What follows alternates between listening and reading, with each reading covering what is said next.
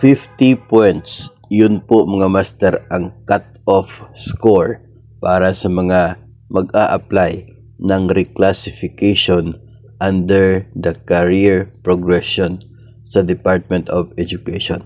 Ang nakikita po ninyo ay bahagi po ng DepEd Order number 24 Series of 2025 kung saan nakapaloob ang guidelines para sa pag-implement ng expanded career progression para sa mga teachers and school heads ng Department of Education.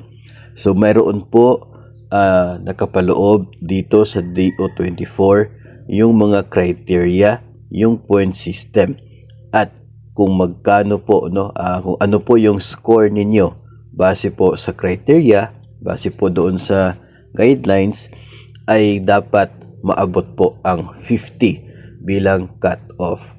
So kapag pasok kayo sa 50 na cut-off score, meaning pwede kayo ma-reclassify into a certain position kung saan po kayo eligible.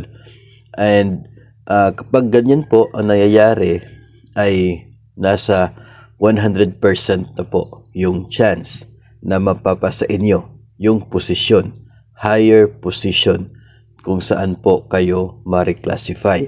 Ang tanong na lamang ay kung kailan ito mapapasa inyo. Kasi nga, meron po tayong isang factor na tinitingnan at yun ay ang budget. So, ang mangyayari every year, meron pong budget na nakalaan para po sa inyo pong division, sa inyo pong SDO. Yung budget po na yan ay hindi po kaya siguro na ma-cater ang lahat ng mga nag-apply for reclassification. Kaya po doon sa portion na yon ng DO24 ay sinasabi na irarank from highest to lowest yung score with highlights sa mga umabot ng 50 yung score nila. Kasi yun po yung cut-off.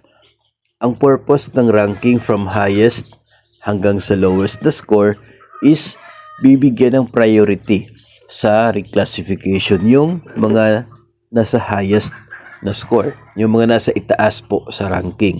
Sila yung mauuna sa reclassification. Depende po sa kinakailangan na budget at sa available na budget.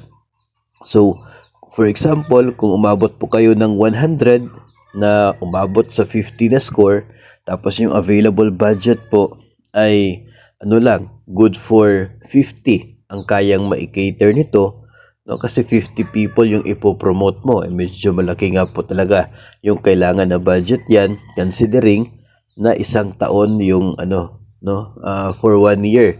No? Malaki po yung kinakailangan na pundo dyan. Kasi the following year pa makakapag-request ng another budget for the new position.